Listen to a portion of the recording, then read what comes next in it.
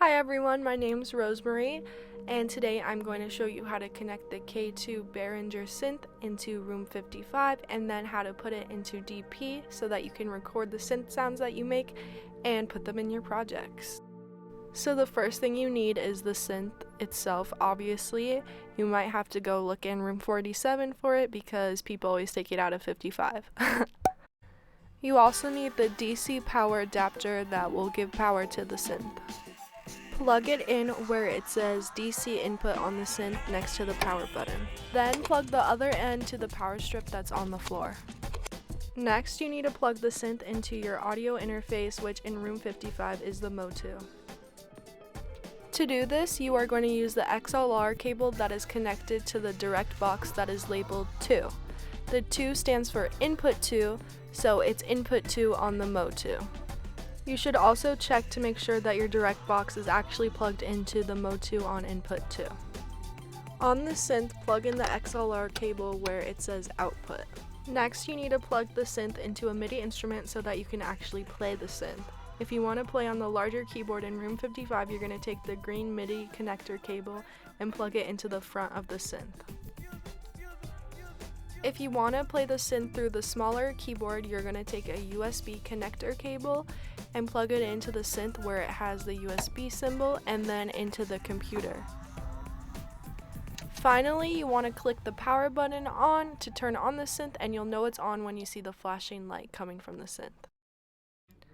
Now we're going to move on to how to actually get the synth onto DP and then how to record your synth sounds. So first you're going to make a new MIDI track, and then you're going to go to unconfigured ports on the output, and then you're going to go to K2, and I clicked K2-1. From there you can start recording like you would any other MIDI track. So you just press record and then start playing on the keys.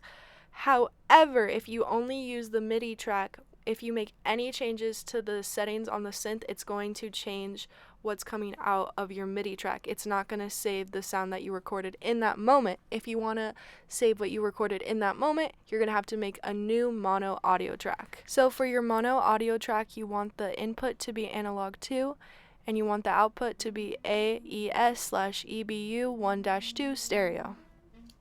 Now put your mono audio track in record mode, hit 3 to start recording, and then it will record all the MIDI information into an audio file so that the synth sound won't change after you change the settings on the synth itself. So always stay that sound that you recorded in that moment.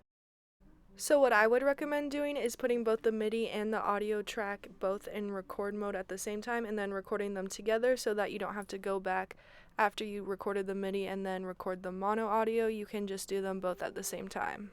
Now here's an example of a synth sound that I created for one of my projects. 1, 2, 3, 4, 5, 6, 7, 8.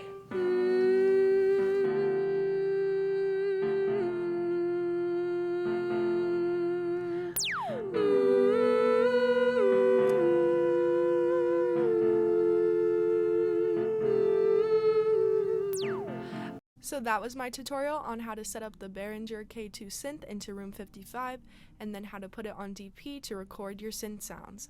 I hope you guys enjoyed and learned something from this video. Don't forget to comment, like, and subscribe. Bye!